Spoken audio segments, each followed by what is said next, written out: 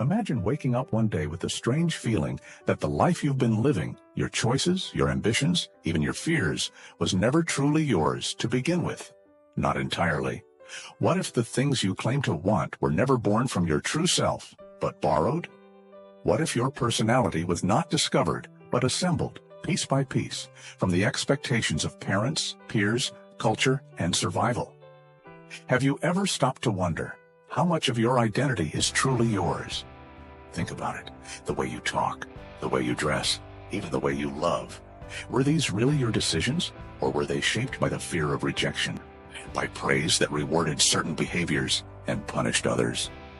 Carl Jung believed that most people go through life wearing a mask, not because they are dishonest, but because they have been trained to forget who they are.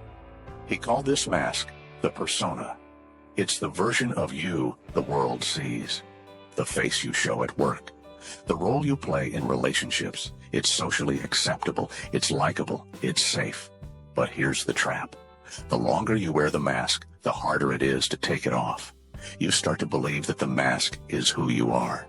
You forget the voice underneath. So let me ask you, when was the last time you did something that felt true?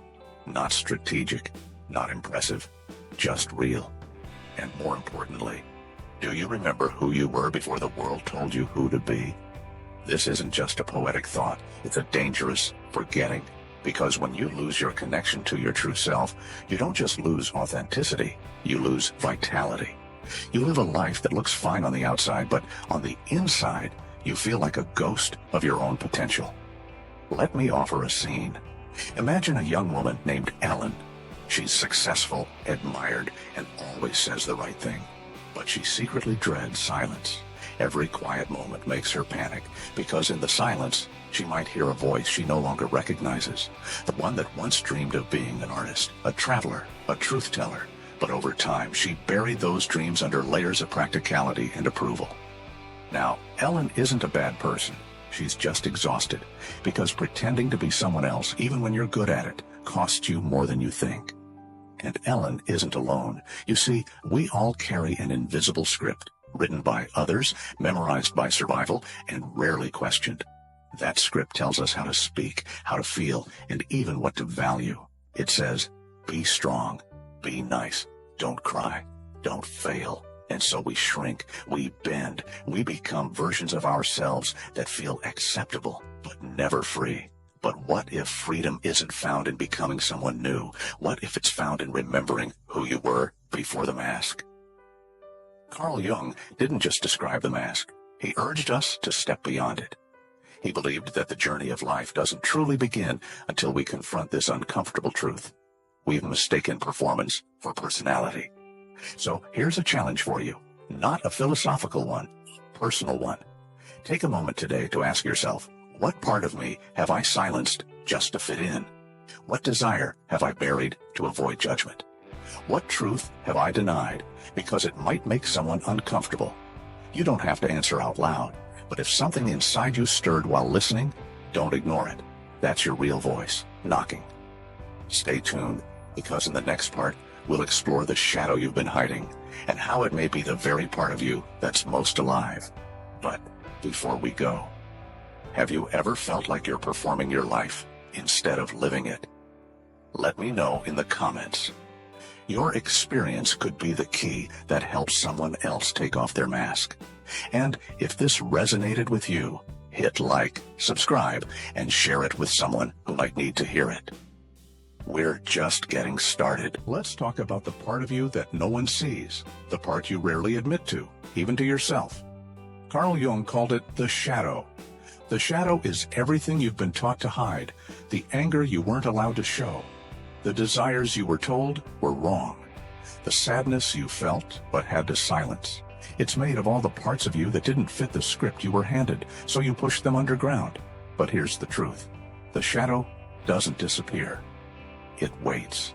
It waits in silence, in dreams, in strange emotional outbursts, in the people who trigger you the most.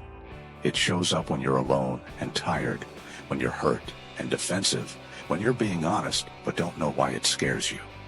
Have you ever felt an intense reaction towards someone? Anger, jealousy, even discussed, and couldn't fully explain it? Jung would say, look closer. What you reject in others is often what you've rejected in yourself.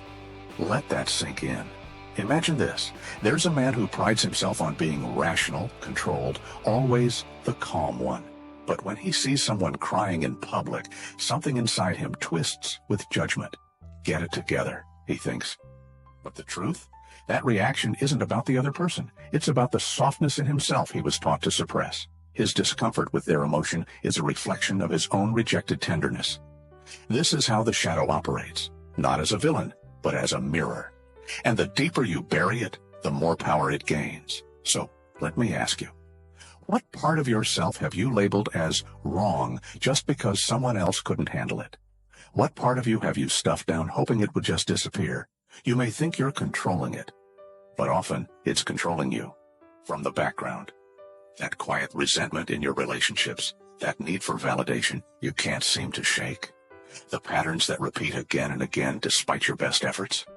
That's the shadow talking. But here's the radical idea. The shadow is not your enemy. It is the key to your wholeness. You see, psychological growth doesn't come from pretending to be perfect. It comes from facing what's been buried and inviting it back into the light. Jung believed that healing happens when we integrate the shadow, not destroy it, not run from it, but sit with it, listen to it, understand what it's trying to protect. Let me give you a modern example. Imagine someone who always plays the nice guy, always agreeable, always helpful. But underneath, he's boiling with resentment. He never says what he really wants. He avoids conflict, smiles through discomfort, and quietly suffers. Why? Because he learned somewhere along the way that anger makes you unlovable. So he buried it. But the anger never left. It turned inward. It showed up as anxiety, passive aggressiveness, burnout. Now imagine if instead of suppressing that anger, he asked, what is my anger trying to tell me? What boundary has been crossed? What truth have I been silencing? In that moment, the shadow becomes a guide. It shows him where he's betrayed himself, and it gives him the power to reclaim his voice. So here's a gentle challenge. Tonight, when the world is quiet, sit with your shadow, not to judge it, not to fight it, just to listen. Ask it, what are you trying to protect? You may be surprised by the answer, because often the parts of us we were told were too much or not enough are the very parts that hold our passion, our creativity, our deepest truths. And if you're brave enough to face them, to welcome them back, you begin the process Jung called individuation, becoming whole. In the next part, we'll explore the archetypes within you, hidden forces that shape your choices, dreams, and relationships. But before we get there, let me ask you, what part of yourself have you been afraid to face? Drop it in the comments, even anonymously. You might find that you're not alone. If this opens something inside you, hit like, subscribe, and share it with someone who needs to feel seen. Your shadow isn't your weakness. It's the door to your power. There's a reason we're drawn to certain stories. The hero who rises after failure, the wise old guide who offers cryptic wisdom, the lost child searching for safety, the seducer, the rebel, the martyr. These are not just characters, they are reflections of you, of all of us. They are what Carl Jung called archetypes. According to Jung, archetypes are ancient patterns of energy, psychological blueprints embedded deep within our collective unconscious. They shape how we see ourselves, how we act in the world, and how we relate to others. You don't choose your archetypes. You're born with them. They awaken as you live. Let's break this down. The hero archetype is the part of you that longs to grow. It wants to face challenges, overcome obstacles, and become more than you were yesterday. It's that voice inside that says, you can be more. You must be more. But wherever the hero goes, the shadow follows. Why? Because in every journey toward greatness, there's resistance, self-doubt, fear, old beliefs that whisper, you'll fail, you're not enough, stay small. This is the eternal battle, the hero versus the shadow, playing out not in myths, but in your own choices. Have you felt it? That moment when a door opens, an opportunity, a risk, a conversation that could change everything, and yet something inside you hesitates. You want to step forward, but your legs freeze. You feel the potential, but also the weight of your history. That's not weakness. That's archetype energy in motion. The hero wants expansion. The shadow demands protection. And growth happens when you stop seeing them as enemies and start seeing them as dialogues within you. Let me give you a modern example. Think of someone who keeps dreaming of starting a business or switching careers, but never acts. They tell themselves it's not the right time, they don't know enough, or they need more clarity. But deep down, the real conflict is between their hero, who wants to leap, and their orphan, who fears abandonment, failure, rejection. These archetypes live in all of us. They aren't problems, they're maps. The lover seeks intimacy and connection. The warrior wants to protect and assert. The sage searches for truth. The magician longs to transform. The caregiver serves. The rebel breaks patterns. The innocent trusts. The ruler builds. The creator brings new worlds to life. Now here's the question. Which one is driving your life right now, and which one have you silenced? Jung believed that when one archetype dominates unchecked, the personality becomes lopsided. The rebel without wisdom becomes destructive. The caregiver without boundaries becomes exhausted. The ruler without love becomes a tyrant. Balance comes not from choosing one archetype to live by, but from learning to honor them all when each is needed. Have you ever been told, you're too much, too sensitive, too intense, too ambitious? That's often the world's way of saying, we don't understand this part of you yet. But Jung would say, don't shrink. That part of you, too emotional, too powerful, too different, might be the very archetype you were meant to express. So, how do we access these forces within? Jung's answer: pay attention to your dreams, to the stories that move you, to the people you admire, and the roles you play instinctively. Archetypes speak through symbols, emotion, and repetition. Start noticing your emotional patterns. Are you always the helper but never helped? Do you always seek control but fear chaos? Do you long for depth but stay in the shallow? Each of these patterns points to an archetype trying to surface. So here's your reflection prompt for today. What role are you unconsciously playing in your life right now? And is it the one you truly want? In the next part, we'll explore something even more profound: the hidden balance between masculine and feminine energies, and how embracing both leads to your full inner power. But before we go, which archetype resonates with you most? Drop it in the comments below. Let's map this together. And if you found yourself nodding, feeling seen, or simply curious, hit like, subscribe, and share this video with someone else on their inner journey. Because the archetypes within you are not myths. They are invitations. What if the missing piece of your personal power is not something you lack, but something you've disowned? Carl Jung believed that within every human being lives two vital energies: the anima, your inner feminine; the animus, your inner masculine. These are not about gender. They're about the balance of forces that shape your soul. The anima carries your intuition, emotional depth, empathy, sensuality, and your capacity to connect with the unknown. The animus represents logic, structure, discipline, clarity, and assertive action. You have both, but you've likely been taught to suppress one. From the moment we're born, society begins to assign roles. Boys are told to be strong, rational, and tough. Girls are told to be gentle, emotional, and agreeable. And as we grow, we internalize these scripts, sacrificing parts of ourselves to fit a version of acceptable masculinity or femininity. But here's the paradox: the more we suppress one side, the more out of balance we become. Let's say a man grows up taught never to cry, never to be soft. He prides himself on being logical, successful, focused. But over time, his life feels hollow. Relationships lack depth. He feels disconnected from beauty, from creativity, from vulnerability. Or imagine a woman raised to be nurturing, supportive, self-sacrificing. She always puts others first, avoids confrontation, fears ambition. But beneath the surface, she feels invisible, frustrated by her silence, burning with ideas she's afraid to speak aloud. Both of them are cut off from half of who they are. You might ask, why does this matter? Because when you disown either your anima or animus, you lose access to your full self. Jung believed that real transformation happens when we integrate these energies, not just theoretically, but experientially. It's in the moment a man allows himself to feel deeply, to cry without shame, to dance without explanation. It's in the moment a woman takes the mic, says no without guilt, makes a bold move with clarity and force. In those moments, something ancient stirs. You remember that you are not half, you are whole. Let's bring this into today's world. Think of a creative man in the workplace who hides his intuition, fearing he'll be seen as soft. Or a woman who leads with strength, but constantly downplays it to avoid being called too much. This is not just personal insecurity, it's cultural conditioning.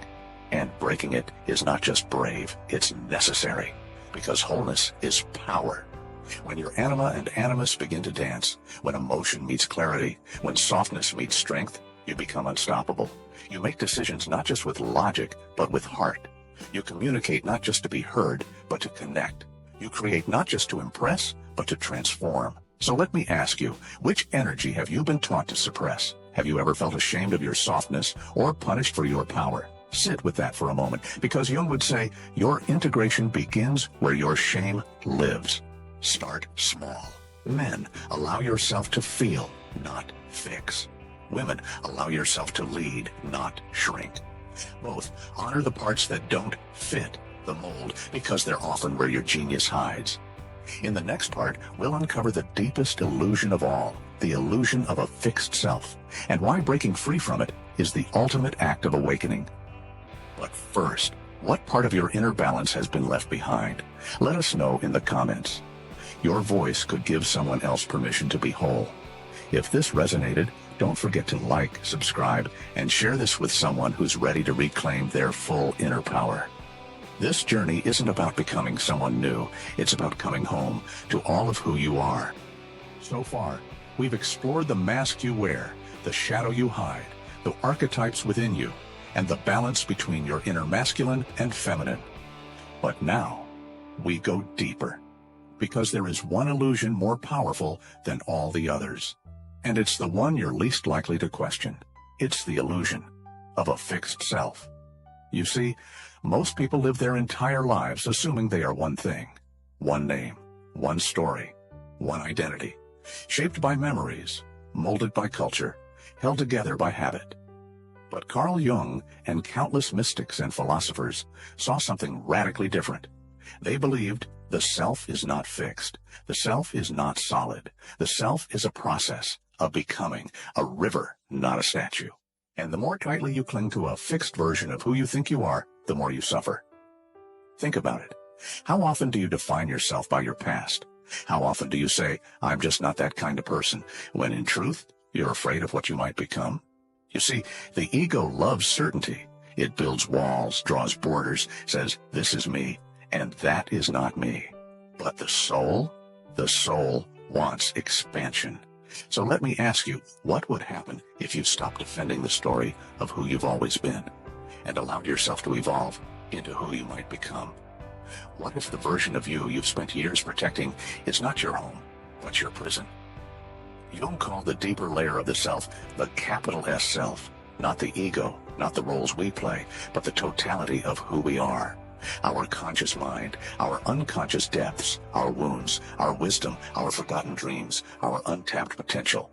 Most people live only in fragments, just the surface, just the parts they've rehearsed. But beneath that, there is a vast inner sky waiting to be remembered. And here's the key insight. You were never truly lost. You were simply distracted. Distracted by noise, by expectation, by fear dressed up as logic. Let me give you an image. Imagine your true self as a lighthouse, always shining, always present, but you've been sailing in storms so long you forgot it was even there. The work then is not to build the light, it's to turn the boat around and look. So how do we do that? Jung offered a path, not a 5-step formula, but a deeper invitation. Embrace uncertainty. Growth only happens in the unknown. Let go of needing to be sure and step into curiosity. Question your thoughts. Every belief about yourself. Test it. Is it truth or protection? Follow your dreams, not just goals. Real dreams, your night dreams, your daydreams. They are messages from the self. honor discomfort. It's not punishment. It's the tension before transformation. Live symbolically. Notice what repeats, what pulls you, what breaks you open. Life speaks in symbols. So does your soul. You are not just a role, not just your job, your trauma, your reputation. You are something vast, expanding, ancient. And the moment you stop clinging to the mask, stop hiding the shadow, stop limiting your own evolution, you awaken. Let's take a moment to reflect. If you weren't afraid of being judged, who would you allow yourself to become? Write it down, whisper it, or drop it in the comments. Because here's the truth. You were never here to fit in. You were here to remember. To remember your wholeness, your aliveness, your terrifying, beautiful, untamable self. And that's the paradox Jung understood better than anyone. The self you've been seeking is not something you find, it's something you allow. Quick recap. You wear a mask, persona, to survive, but forget to take it off. You hide a shadow that contains your most honest parts. You're shaped by archetypes that guide your dreams and struggles. You suppress or over-identify with your inner masculine feminine. And finally, you believe the biggest lie, that you are static. But now you know you are movement. You are becoming. You are vast. Final reflection. What illusion about yourself are you ready to release? Let us know below. You never know who might need your truth. If this series has awakened something in you, give it a like, hit subscribe, and share it with someone on their own journey of self-remembering. We're not done. We're just beginning.